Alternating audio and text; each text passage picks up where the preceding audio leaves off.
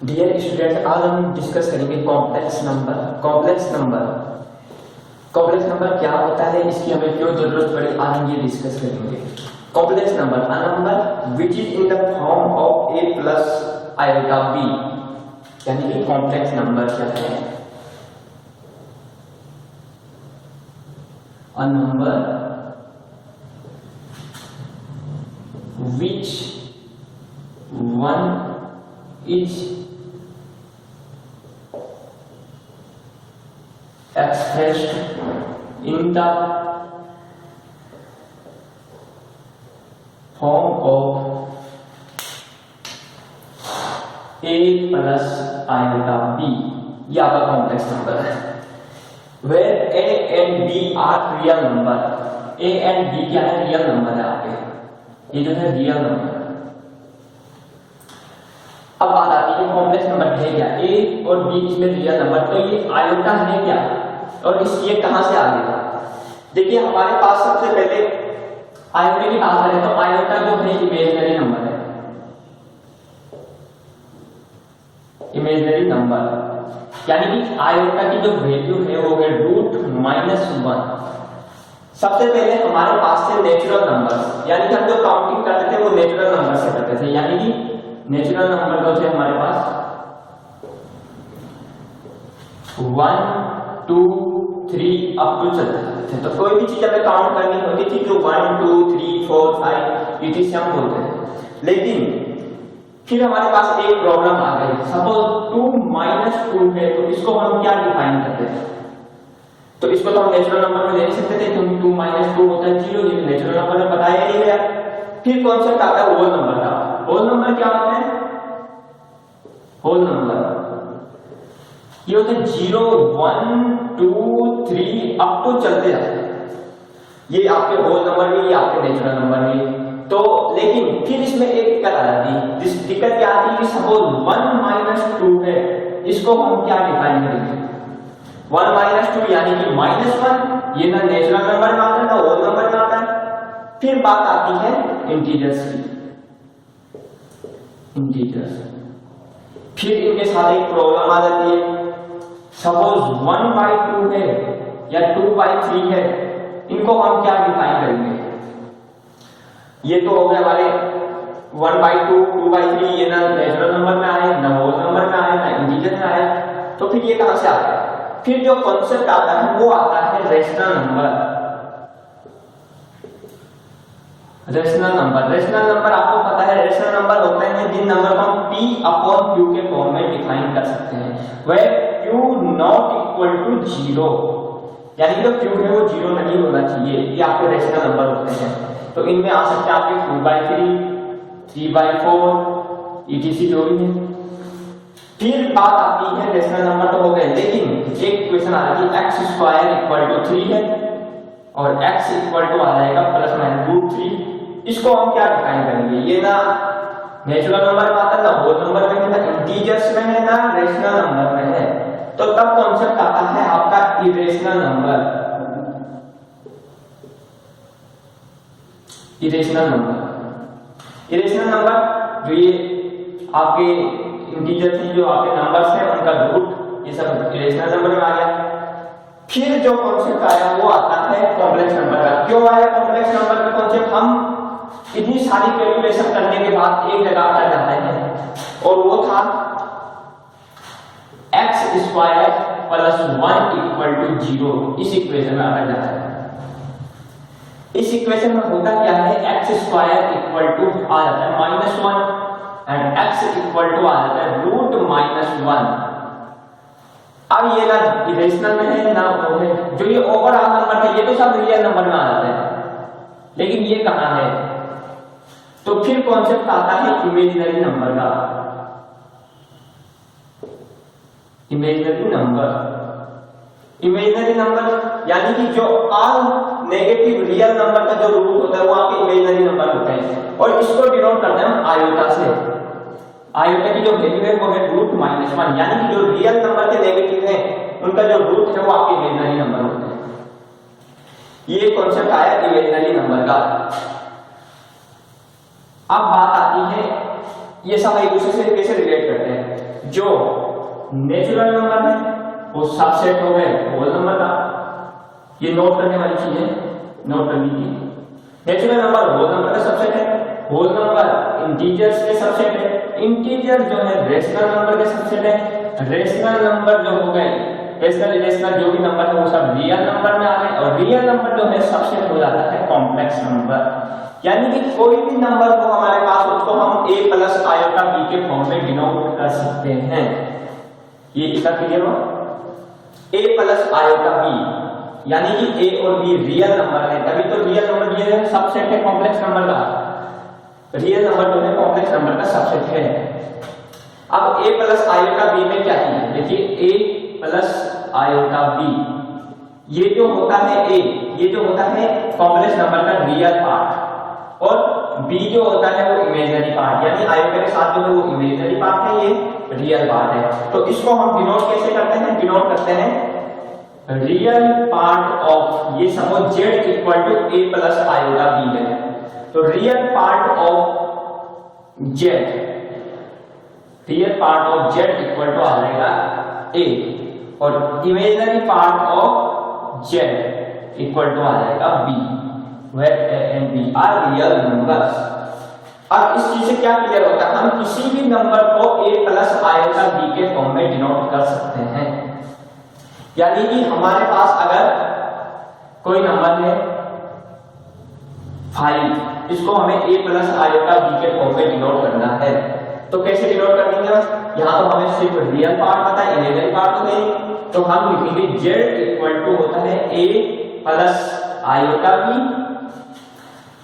z equal to real part a की value 5 plus iota 0, यानी कि जो इमेजिनरी पार्ट है वो 0 है, तो ये आपका a प्लस आयोटा b के फॉर्म में डिनोट हो गया, where real part of z equal to 5 and imaginary part of z equal to 0। ये हो गया आपका डिनोट। कैसे डिनोट करोगे आप किसी भी रियल नंबर को a प्लस आयोटा b के फॉर्म में?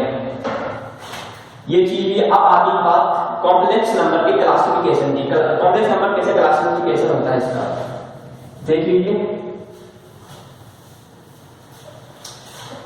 जो है आपका कॉम्प्लेक्स नंबर है z equal to a plus iota b, इसको इसका क्लासिफिकेशन आप कैसे करोगे? देखिए 3 तरीके से हो जाता है।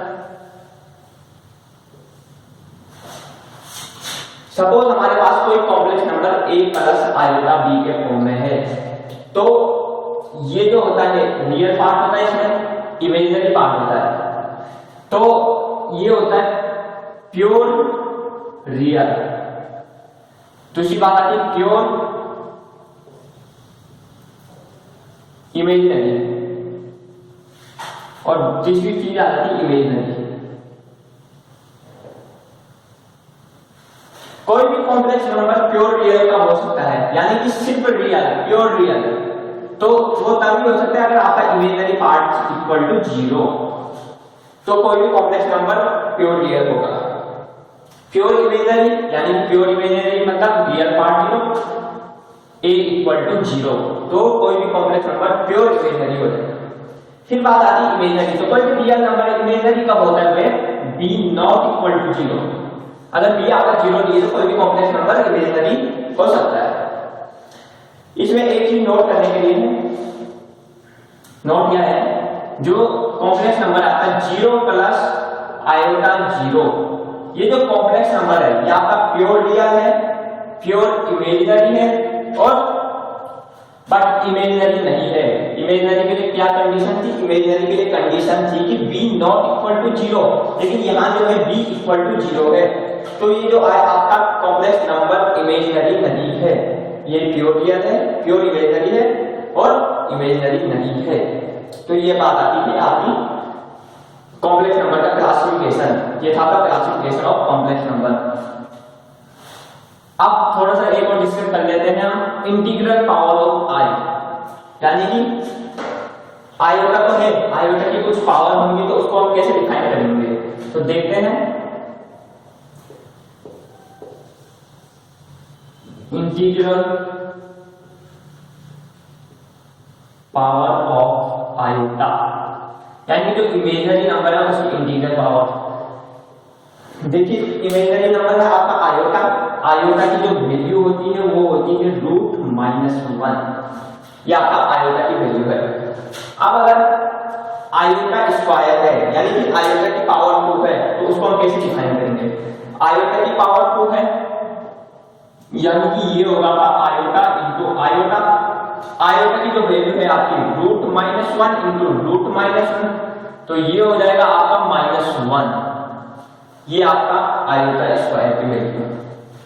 फिर आती है बात आयोटा की पावर 3, आयोटा की पावर 3 है iota square into iota, iota square into iota, iota square की वैल्यू है आपकी -1 इंटू आयोटा, यानी कि -1 इंटू आयोटा क्या हो गया आपका माइनस आयोटा, ये आपका आयोटा की पावर 3। आयोटा की पावर 4 की बात आई, यानी कि iota square into iota square, iota square की वैल्यू आपकी -1 इंटू -1, ये हो जाएगा आपका 1, यानी जो आयोटा की पावर 4 है वो आपकी 1 है, इसकी वैल्यू 1 है। तो ये थी आपकी इंटीग्रल पावर ऑफ आयोटा। फिर आगे आएगा आयोटा की पावर, सपोज आपके पास है आयोटा की पावर 8, तो इसको आप कैसे लिखोगे? आयोटा की पावर 4 इंटू 2, आयोटा की पावर 4 की वैल्यू है 1 की पावर 2 यानी कि 1। तो ये था आपका आयोटा की पावर का इंटीग्रल पावर होती है जो आयोटा की, उसको हम कैसे डिफाइन करते हैं, कैसे सॉल्व करते हैं। अभी आप कुछ एप्लीकेशन देखोगे तो उनमें आपको ज्यादा अच्छी तरीके से समझ में आ जाएगा।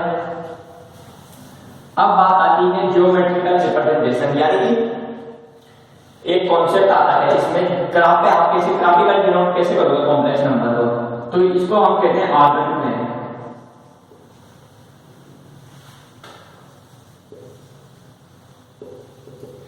इसमें क्या होता है, देखिए आपका कोई कॉम्प्लेक्स नंबर है तो आर्बिट्रेरी में सबसे पहले क्या है, कॉम्प्लेक्स नंबर है आपका z = a + iota b या x + iota y, जो आप लेते हैं कोई भी कॉम्प्लेक्स नंबर है उसको हम ग्राफ पे शो करते हैं, यानी कि कोऑर्डिनेट प्लेन पे शो करते हैं x एक्सिस और y एक्सिस के बीच। तो it follows a complex number z = a + iota b, जो कोई पॉइंट होगा p a b उससे रिलेट करेगा, यानी कि उससे शो कर सकते हैं हम, यानी कि it follows a complex number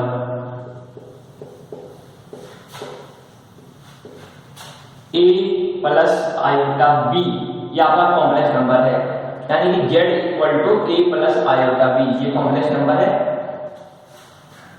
is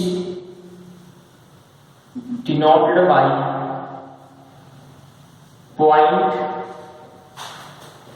p a, b in coordinate plane. It follows a complex number z = a + iota b denoted by point p a b in coordinate plane. Conversely,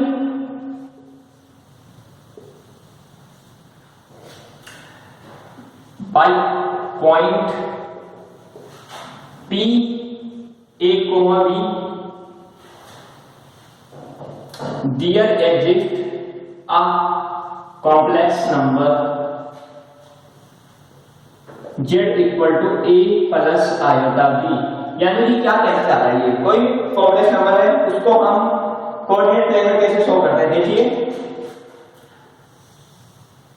ये आपका plane है, x axis y axis, suppose यहां कोई point a है और यहां कोई point b है, ये आपका ओरिजिन हो गया। तो कोई पॉइंट p a, b यहां होगा, ये आपका ज्योमेट्रिकल रिप्रेजेंटेशन हो गया कॉम्प्लेक्स नंबर का। z = ये जो होगा z = a + iota b, ये आपका ज्योमेट्रिकल रिप्रेजेंटेशन। ये हो गई आपकी रियल एक्सिस, ये हो गई आपकी इमेजिनरी एक्सिस। जो y एक्सिस है वो इमेजिनरी एक्सिस है, जो x एक्सिस है वो आपकी रियल एक्सिस है। तो कॉम्प्लेक्स नंबर को कैसे, एक एग्जांपल दे देते हैं, एग्जांपल से क्लियर हो जाएगा।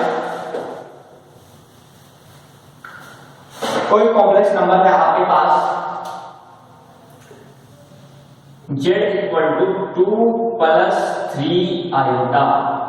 इसको आपने प्लेन में शो करना है, कैसे करोगे देखिए,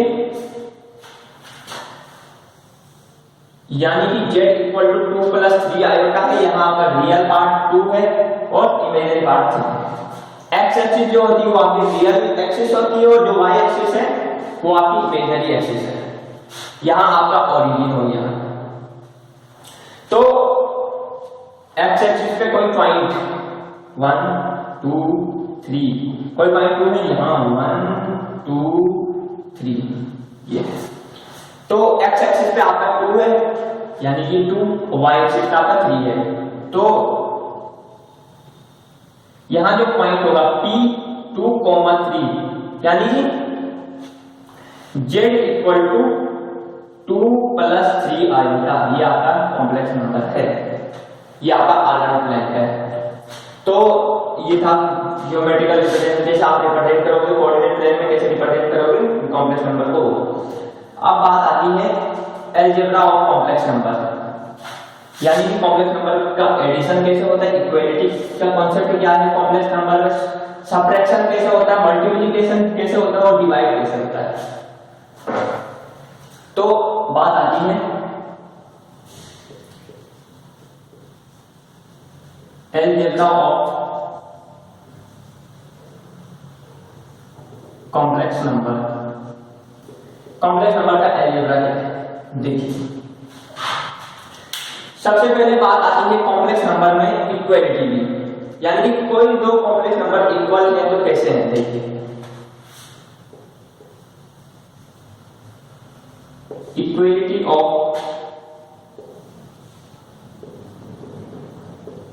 complex number, equality of complex number. Let हमारे पास दो कॉम्प्लेक्स नंबर है z1 and z2, z1 equal to a plus iota b, z2 equal to c plus iota d, वो दोनों इक्वल हैं।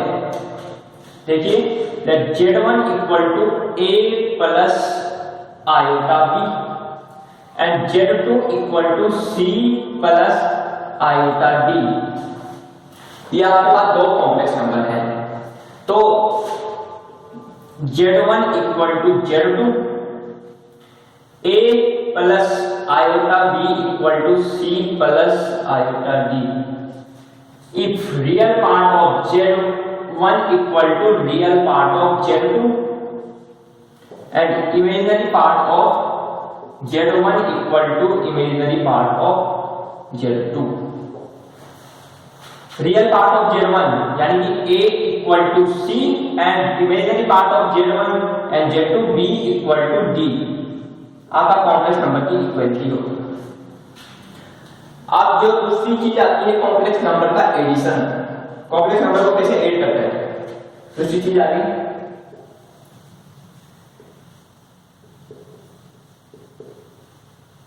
एडिशन ऑफ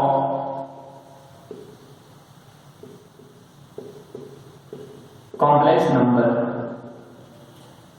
दो कॉम्प्लेक्स नंबरों को कैसे ऐड करते हैं, यानी कि z1 z2 दो कॉम्प्लेक्स नंबर है आपके पास, उन दोनों को कैसे हम ऐड करेंगे।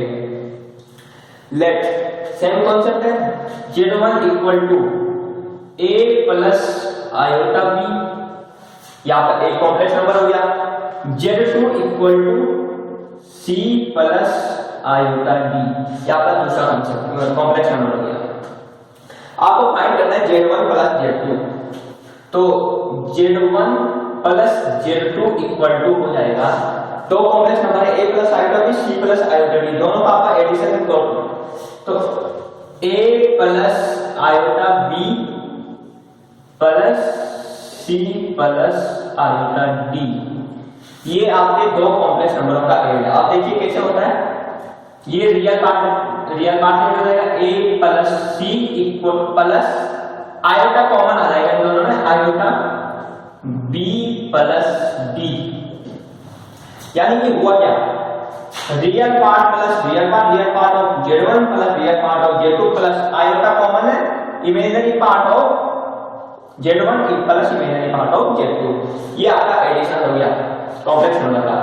एक एग्जांपल ले लेते हैं एडिशन के लिए। सपोज आपके पास दो कॉम्प्लेक्स नंबर है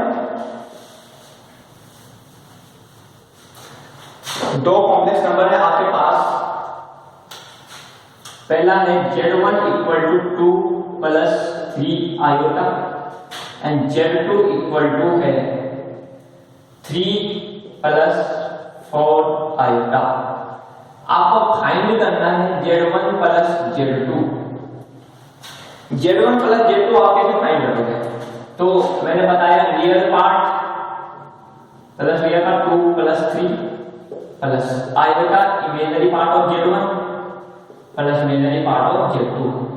तो ये हो जाएगा 3 प्लस 2 5 प्लस 7 आयोटा। ये एडिशन ऑफ कॉम्प्लेक्स नंबर है। अब बात आती है सबट्रैक्शन की। ये कॉन्सेप्ट क्लियर हुआ ना, एडिशन कैसे होता है? Real part plus iota imaginary part और प्लस इमेजिनरी पार्ट। अब आती बात सबट्रैक्शन ऑफ कॉम्प्लेक्स नंबर। दो कॉम्प्लेक्स नंबर का सबट्रैक्शन कैसे होता है? आपके पास Z1 Z2 दो कॉम्प्लेक्स नंबर है, सबट्रैक्शन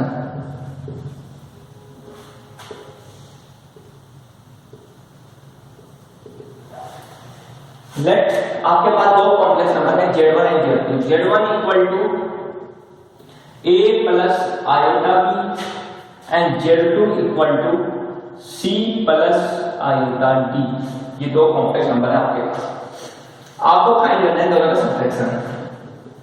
तो Z1 minus Z2 equal to first complex number A plus iota B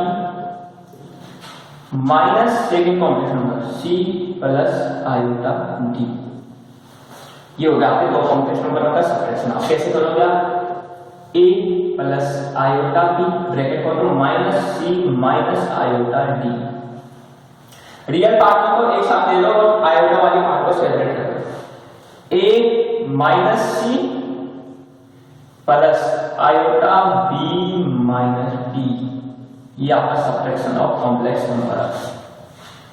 दो कॉम्प्लेक्स नंबर का कैसे सबट्रैक्शन कर सकते हैं? Z1 Z2 दो कॉम्प्लेक्स नंबर है, A plus iota B minus C plus iota D। A plus iota B minus C minus iota D, यहाँ पे ब्रैकेट खोला A माइनस C, यानी कि real part of Z1 minus real part of Z2 plus iota imaginary part of Z1 और imaginary part of Z2। ये आपका subtraction है। इसमें एक एग्जांपल लेते हैं। सपोज आपके पास दो कॉम्प्लेक्स नंबर है, दो कॉम्प्लेक्स नंबर आपके पास 3 प्लस 4 आयोटा Z1 है आपका, Z2 इक्वल टू है 2 प्लस आयोटा यानी कि 1 आयोटा। तो Z1 माइनस Z2 फाइंड करना आपको। Z1 माइनस Z2, तो Z1 माइनस Z2 कैसे हो जाएगा? Real part minus real part 3 minus 2 plus iota 4 minus 1। ये हो जाएगा आपका 3 माइनस 2 1 प्लस 4 माइनस 1 3 आयोटा। ये हो गया आपका सबट्रैक्शन ऑफ कॉम्प्लेक्स नंबर। अब आती है बात इनके मल्टीप्लिकेशन की। मल्टीप्लिकेशन कैसे होता है कॉम्प्लेक्स नंबर का? आपने अभी तक इक्वलिटी देखी कॉम्प्लेक्स नंबर की, एडिशन देखा आपने, सबट्रैक्शन देखा। अब बात आती है multiplication of complex number.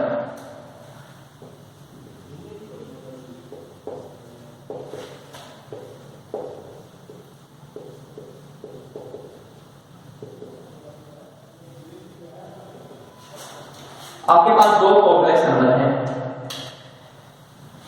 Z1 equal to A plus iota B and Z2 equal to C plus iota D। ये आपके दो कॉम्प्लेक्स नंबर है। आपको फाइंड करना है Z1 इंटू Z2, यानी कि दो कॉम्प्लेक्स नंबर का प्रोडक्ट आपको फाइंड करना है। देखिए कैसे होगा? A plus iota B Z2 into C plus iota D। ये आपके दो complex number. First complex number के रियल पार्ट आप मल्टीपल कीजिए second complex number. A C plus iota D plus iota B C plus iota D। किया क्या आपने, पहले फर्स्ट पार्ट जो रियल फर्स्ट जो कॉम्प्लेक्स नंबर है Z1 उसका जो रियल पार्ट है आपका क्या A, यानी कि जो फर्स्ट कॉम्प्लेक्स नंबर है Z1 उसका रियल पार्ट A है, उससे आपने मल्टीपल किया सेकंड कॉम्प्लेक्स नंबर। फिर जो इमेजिनरी पार्ट है फर्स्ट कॉम्प्लेक्स नंबर का उससे मल्टीपल किया आपने सेकंड कॉम्प्लेक्स नंबर। सोल्व कीजिए A into C plus iota A into D, अंदर मल्टीपल किया A into C plus iota A into D plus iota B into C plus iota into iota यानी कि iota square B into D। कल मैंने बताया था, अभी मैंने बताया था आयोटा स्क्वायर यानी कि integral power of iota square integral power यानी कि सेकंड पावर है, तो A into C plus iota A into D plus iota B into C और आयोटा स्क्वायर की वैल्यू -1 तो माइनस B इंटू डी। इसको आप रियल जो पार्ट है उनको एक साथ सेपरेट कर लो, इमेजिनरी पार्ट को आप अलग, तो ये हो जाएगा A into C minus B into D. यहां आयोटा दोनों जगह कॉमन आ जाएगा, ये हो जाएगा iota A into D plus B into C. ये हो गया आपका product of two complex number Z1 Z2। क्या किया हमने, आप Z1 Z2 दो कॉम्प्लेक्स नंबर थे, A plus iota B C plus iota D।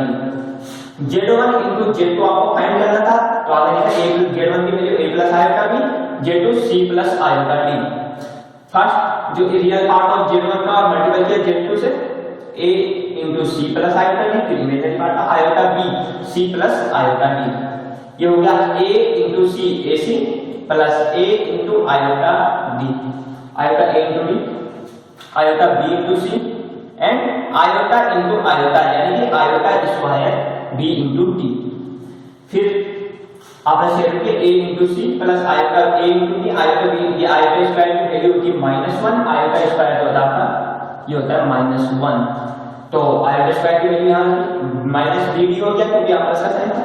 A into C minus B into D plus iota separate किया आपने A into D plus B into C.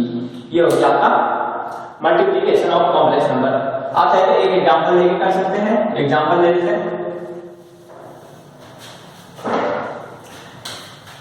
Suppose आपके पास है Z1 equal to 2 plus 3 iota and Z2 equal to है 3 plus iota. आपको find करना है Z1 into Z2, तो Z1 इंटू Z2 हम स्टेप वाइज करते रहेंगे। देखिए 2 plus 3 iota into Z2 3 plus iota. आपने किया 2 plus 3 iota into 3 plus iota, तो फर्स्ट रियल पार्ट मैंने बताया था, फर्स्ट जो कॉम्प्लेक्स नंबर होता है उसका रियल पार्ट को मल्टीप्लाई किए 2 into 3 plus iota plus 3 iota 3 plus iota. ये हो जाएगा 2 into 3 6 plus 2 iota plus 9 iota plus 3 iota square.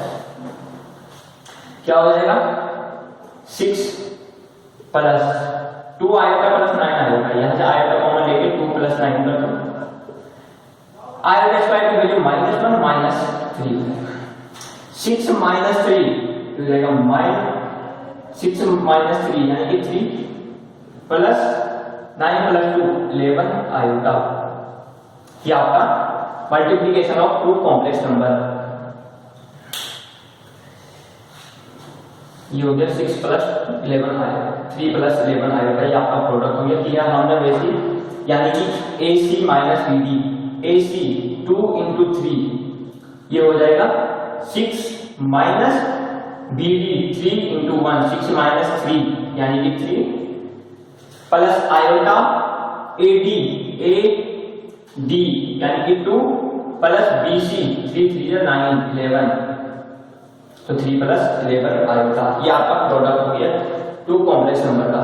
अब आती बात डिवीजन की, डिवाइड कैसे करते हो? दो कॉम्प्लेक्स नंबर को कैसे डिवाइड कर सकते हो?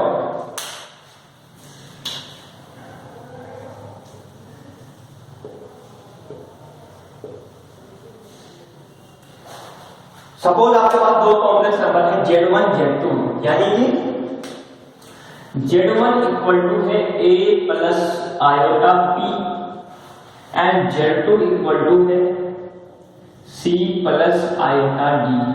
ये आपके दो कॉम्प्लेक्स नंबर हैं। आपको फाइंड करना है Z1 अपॉन Z2, यानी कि डिवाइड कैसे करते हैं। Z1 में Z2 को आप कैसे डिवाइड करोगे?